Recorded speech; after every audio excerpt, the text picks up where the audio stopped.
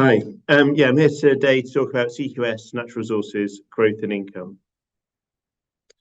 So the fund itself is an investment trust, gross assets of about 148 million sterling. It's currently on a 13% discount with a dividend of 3.2%. Keith and I run these funds, co-manage them, along with Ian Francis, who runs the debt component and New City High Yield. Although there's pretty much no fixed income in the portfolio currently. So the key differentiators for this fund. So it's an investment trust, firstly, so it's closed-ended, and that lends us a bit more flexibility around the allocation. This is very much of an actively managed fund, and we will see swings there in the underlying subsector, and we think that's one of the real strengths that we offer to investors, in that we have a very keen eye clearly on the market and are able to be pretty dynamic with that allocation. Commodity markets are very fluid and things change. So it's not just the direction of the underlying commodity, but it's also the valuations of those equities that produce them. Currently you can see here on our current allocation, so we have a large weighting towards precious metals. This is something that's certainly materially increased in the last 6 to 12 months. Also a large weighting towards oil and gas, which we'll touch on in a bit more detail. Uranium is certainly an area that's quite close to our hearts, because we also run the Geiger Counter Fund as well as Golden Prospect. So two sectors that we have a clear overlap there with the more general fund here within CQS Natural Resources. We also have exposure to shipping, which has some very interesting dynamics. Currently the weighting towards base metals is lower than it has been historically. Some very intentional reasons around that, primarily down to valuation of those underlying names, but we'll kind of touch on that a little bit more later. So the performance of the fund over the last 5 years has clearly been very strong on an absolute basis and on a relative basis. So post-COVID, we saw very strong performance in the underlying names, and that can be clearly seen here. The last 12 months has taken a bit more of a sort of hiatus and a sort of reconsolidation, but we're actually very constructive on the underlying dynamics, and we'll touch on a few of those. But there are many reasons to be positive on the future direction of the underlying sectors, and we're certainly optimistic for where trends and things are going. Here's just a snapshot of our top 10. I think it's kind of helpful just to kind of give a bit of colour. So being an investment trust, we have a bit more flexibility on market cap. We think what we offer here is actually exposure to not the mega caps that you see, or investors can easily access themselves, the likes of BHP and Rio, obviously, and Glencore being primary London ones. We don't own any of those in the fund. So what we describe as sort of small mid cap should be viewed on very much a global scale rather than UK. So just to put that in perspective, you have the likes of NextGen at around 5 billion. You have Transocean at about $4 billion. Emerald is just short of $1 billion. BW is about $2 billion. And then you have some larger names as well, like Diamondback, which is a sort of large US shale producer. So they're at $35 billion, similar to sort of EOG on the production side, which is 75. So we do have some larger names. Within that top 10, there's only Karora that actually falls below, Karora and West African Resources, which fall below that billion dollar level. So that just gives a bit of colour. We do have exposure to some smaller cap names that fall below that. So the top 10 here constitutes about 40% of the portfolio, and the top 20, which is on the fact sheet, about 62% of the portfolio. But it gives a bit of colour towards the sort of underlying diversity in the subsectors. Energy, so energy is a key theme through the portfolio. So oil and gas is obviously very direct play on that, but we would argue we have 51% of the fund exposed to the sector. So within that, we have oil and gas, uranium, which obviously feeds into nuclear reactors, shipping, which our shipping exposure is predominantly exposed to shipping of fossil fuels, either through oil or propane gas in a liquefied form, and coal obviously being sort of more of a legacy and declining business, but ultimately those underlying stocks are very cheap given how out of favour they are. This chart on the right just shows energy consumption split by underlying sector, and I think this is a really key point in that actually, yes, we are seeing a rapid growth in renewables, but they still only constitute about 7% of supply, and fossil fuels still make up the bulk of overall supply of energy ultimately. And yes, renewables will continue to grow. There are certain aspects though where it becomes difficult to continue to increase loadings on grids, as we've seen in the likes of Germany and California. Some other less mature renewable grids can continue to add more, but ultimately there will always be certainly for the foreseeable future, there will be a place for fossil fuels. We do expect coal to be phased out. That's likely at the benefit of gas, and oil will still remain a very key source of energy for vehicles. So key exposures there on the left. So like precision drilling, US onshore drilling company, Diamondback, which is that US shale producer we touched on, NextGen, which is currently the largest name in the portfolio.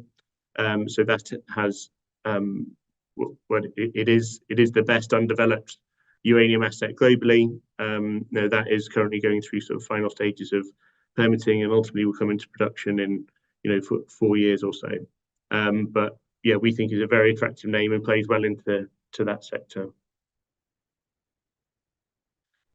We have a chart here just on the right. This shows the EIA, which is the US agency that reports on energy data. They're clearly citing here continued growth in oil demand, and I think that's just a key point to make, given that kind of rhetoric around peak oil. Oil demand is continuing to grow, as highlighted here. That's key drivers there are India, China, and other non-OECD countries. So, really our excitement around the sector and why we think it's attractive is more on the supply side.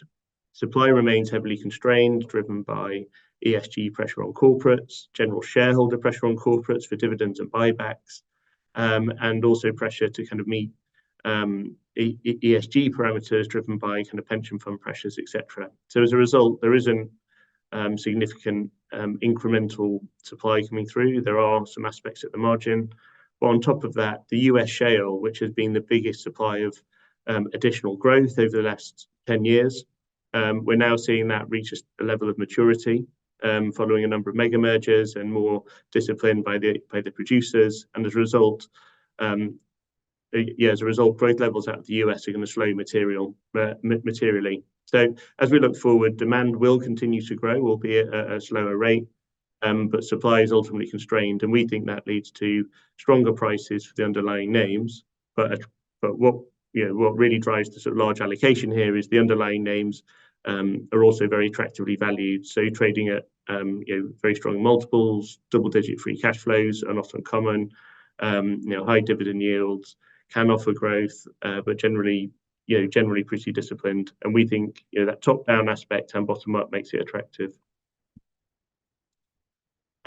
Precious metals, so second largest. Well, actually, it is the largest direct weighting, slightly larger than oil and gas. So as discussed, we have been increasing here. Gold at all-time highs doesn't necessarily point to something that we would normally say. With a commodity at all-time highs, normally you'd be quite cautious. I think the real aspect here is that the stocks haven't really followed through on that.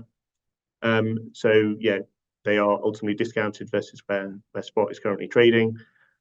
We see a number of very attractive opportunities here. But why is gold broken the $2,000 per ounce level? Why are we kind of hitting all-time highs? Ultimately it's down to Asia. So we're seeing very strong demand out of central banks in that chart down on the bottom on that bar chart. That's been pretty consistent for a number of years. We see the US as per the top chart.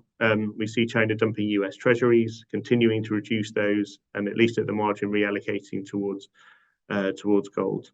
We think it provides a very attractive protective aspect to portfolios, given a number of uncertainties we see globally. It could be ballooning government debt levels. It could be how do we unwind from this sort of modern monetary theory experiment that we run through. It could be looking to the US and whether have they really tamed inflation. There's a number of aspects that we think really justify having an allocation to gold. And on the flip side of it, the underlying stocks are attractively valued. So we think that provides a good risk reward because you're not having to pay. And as per this chart here, you can see that the PNAVs of the underlying subsectors, so within that kind of breaks down by the larger cap, mid caps, smaller cap producers and developers, but they're trading at some of the lowest multiples we've seen in history, and that's despite gold breaking to all-time highs. So it really feels like the sector or sentiment towards the sector has been pretty lackluster.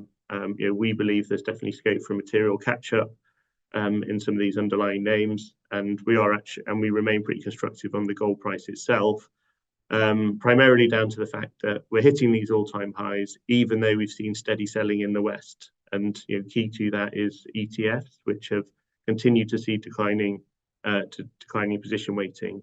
If we see ETFs holdings return to buying, we think that could be a driver for another leg up in the gold price. But ultimately, we don't need a higher gold price because the stocks are attractively valued here, and we think there's a re-rate even without a higher underlying commodity, which is why we're happy running that larger weighting. Uranium, which we touched on earlier, we think uranium is key, and ultimately nuclear power is key towards future energy supply for the world. There are heavy commitments. There are heavy commitments by governments globally towards reducing carbon emissions, and nuclear is the only source of baseload power that doesn't produce any carbon emissions. So we think it's very much central to that. On the as a bit of a sort of side aspect to it, we're actually seeing a lot of interest around AI. So a number of the larger data center operators are now looking to add SMRs, which are small modular reactors, to their data centers because they need secure, stable baseload power to power them, and also trying to run those with sort of lower carbon emissions rather than using gas generators, for example. So that's a key aspect to the driver. But even without that, the underlying sector was very attractive going forward in our view. So we also run the Geiger Counter Fund. So clearly we have long running expertise in the space. So another thing that we think leaves us well placed here. But ultimately, it's this general trend we've seen towards extension of reactor lives in the West, which is leading to stronger demand, and continued build out of new reactors in the East, with China front and center in that, building around 10 reactors per year. So this is leading to stronger demand. Also, at the same time, we're coming off the back of a 10-year bear market in the sector, and as a result, there's been very little investment in new supply. So that's leading to a real shortfall in underlying, in the demand supply balance. And at the same time, that's been exacerbated by geopolitics with Russia's invasion of Ukraine, the bipolarization of the shift of kind of the West versus East, and China and Russia and Iranian axis. So this ultimately leads to security of supply a concern and leads to a shortfall. And just this week, we've seen the US Senate voting through for a ban of Russian imported enriched nuclear material into the US, and that could further squeeze supply going forward and lead to stronger pricing. The energy transition, I mean, it is a key theme that we have across the portfolio, but we think we kind of view it clearly longer term. There will be increased demand for copper. We have some shorter term concerns, which we'll touch on, but then there's things like lithium. So we have copper there in the darker line. We have lithium in the lighter blue line. What we've flagged there is we prefer commodities that are rare. Lithium isn't rare. There is a lot of it, but that doesn't mean you can't make material returns given the strength of demand growth. So, as we saw back in that late 21 period, we saw a very strong rally in the underlying lithium price. We had our largest position at the time was Sigma Lithium. We saw very strong returns. We had reduced that position materially, and then we've since seen lithium price crash. And this just gives a bit of color of how we look at the portfolio. And as a result, we've seen lithium price crash towards where we're starting to see price support. We're now starting to add back to lithium names, thinking that they look like they found a floor and could be more attractive into the next stage of the cycle. So we touched on copper, and sorry that this chart is slightly small down in the bottom left, but here we have a chart of Chinese housing starts versus Chinese housing completions. The housing starts is pushed out 2.5 years in orange. And basically what that's showing is typically housing completes around 2.5 years after housing starts. So this is pointing to weak completions in China to continue for the next 2.5 years, given that negative year-on-year data that we've seen for the last 2.5 years from Chinese housing. And we think against that backdrop, with that being a major component of the demand sector for copper, we think that does put some near-term risks, although we do like the medium-term demand aspect. And that's one of the primary drivers behind our fairly reduced weighting in base metals. But the other side of it is the valuation. So, copper producers typically trade at around sort of around about 30 times PE. And we just think that's a bit rich given sort of near-term concerns, and we see better risk reward in some of those underlying names that we saw in the energy sector or in precious metals trading at all-time low kind of multiples and discounts. And this is a key driver of our weighting. We touch on a few of the names we do own here. So we've got the likes of Foran, which is a Canadian copper producer, zero carbon given its renewable power source, and we think that can lead to premium pricing. So it just gives a bit of view of how we look at it. Where we have been adding to copper is actually more on the developer and late stage explorer side, where those names are heavily discounted, and we think there's much more of an opportunity for a re-rate on those as the sector plays out, and it really plays out into that tighter point in the cycle out 4 to 5 years. Shipping, this is a relatively simple chart. Environmental regulation has ultimately led to uncertainty around future propulsion requirements by IMO rules. This has led to a continued decline in the order book for future vessels, and this is despite strong pricing and tight markets. And what we're seeing here is, despite strong day rates, the big shipping companies just aren't ordering many new ships, and order books remain incredibly low. What this means is that even though we see projected demand growth going forward, it's going to keep shipping tighter, which leads to stronger day rates, and the operators we own pay out significant proportion of that through dividends or buybacks. So it's been a major driver of the strong returns for the portfolio, and was one of the key reasons why we paid a special dividend last year as we over-earned on income. Yeah, so in conclusion, we think there's a number of attractive aspects to the underlying sectors we're focused on going forward. Yes, the fund has seen quite strong performance, but we don't think that's implied in rich valuations, and we have the ability to kind of rotate between the underlying sectors. We don't own the likes of BHP, Rio, BP. We think investors can do that themselves, and doesn't necessarily justify the fees that are incurred within owning funds. Included within that, we're also cautious around iron ore. We have a zero weight towards iron ore, and that's primarily down to that concern on the Chinese property sector.